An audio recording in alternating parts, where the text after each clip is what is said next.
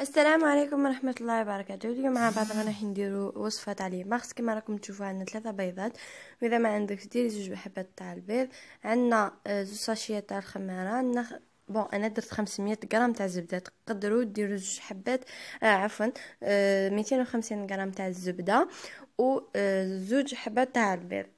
مام في 500 غرام تقدروا ديروا 2 حتى 3. عندنا 4 ساشيات تاع فلون شوكولا ولا فريز ولا انا شوفوا درتهم من قبل، درتهم بالفاني، يعني اللون خرج لي رائع ويجو بزاف، يعني طري هذا الجاتو بزاف طري، لاني درتو في المناسبات. قلت لكم كنت نخدم الحلوى، الوغ سما كنت نخدم بزاف هذه الوصفه.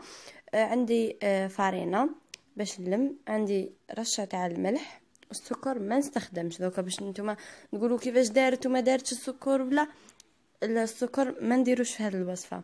عندنا الرشه تاع الملح وعندنا الفارينه، 2 باكيات تاع خماره كما راكم تشوفوا.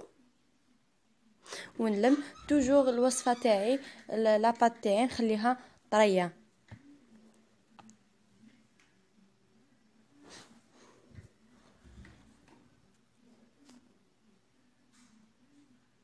كما راكم تشوفوا لايم بالفارينه، ما نعجنش، ندخل كما راكم تشوفوا، انا ندخل يعني نحكم وندخل. شوفوا هاي لاباط تاعي كما راكم تشوفوا بزاف طريه وبنين هذا الكاطو. انا ما نكذبش عليكم، هذه الوصفه ما نستغناش عليها، بزاف بنينه وتصلح يعني بزاف انواع تاع الكاطو. نفتح لاباط على الساشي كما وريت لكم، ولا بابي كويسون. انا هنا فتحت بابي كويسون بصح لصق لي شويه. شوفوا كما هنا يشد لي في لاباط شويه. هنا لاباط تاعي طريه بزاف هكذا.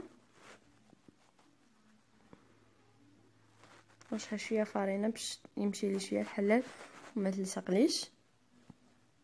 انا هنا يعني في الوصفه، انا هنا يعني كنت هذا الفيديو عندي ملي درتو لكم. شوفوا هنا هذا الشكل درتو يعني غوفريطات هكذا، درتو غوفريطات. وكما شفتوا في الصوره الاولى كنت درتهم في الصيف، درتهم شكل ورده وفيهم هذيك شكل ورده فيهم ورده بالعجينه السكر. هانيكم انا هذو درتهم باش كنت دايتهم معايا، يعني دايتهم عند صديقتي باش نجوزو بهم قهوه. هذا ما كانش ما زينتهمش بزاف، ولكن الوصفه اكدوا لي الوصفه بزاف بنينه خرجت لي 60 حبه كما راكم تشوفوا. هنا قلت لكم هاي الشيكولا تاعي اللي خدمت بها موكا.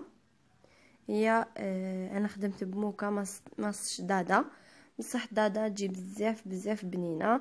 راني نخلي لكم ان شاء الله الرابط تاع الوصفه تاع الشوكولا كيفاش نستخدموها تاع دادا. انكم بزاف كاين بزاف، انا ثاني معكم كنت ما نعرفش الشوكولا دادا كيفاش نذوبها، لانها كانت تجيني بزاف صعيبه، وهي صح صعيبه، ولكن الموكا ثانيك يعني تجي بنينه. شوفوا كاين بزاف شكل، تقدروا ديروا واش تحبوا، ونقولكم باللي يجي طري. ونتمنى تجربوا الوصفه، ان شاء الله ما نكونش كثرت عليكم في الهضره، ونقولكم نلتقي في وصفه اخرى ان شاء الله مع مزيد من الوصفات. هاي لكم الوصفه تاعي جاهزه وطريه وبنينه. انا مريضه شويه اعذروني، ونلتقي في وصفه اخرى ان شاء الله، ونخليكم مع الشكل النهائي. شوفوا شحال طريه،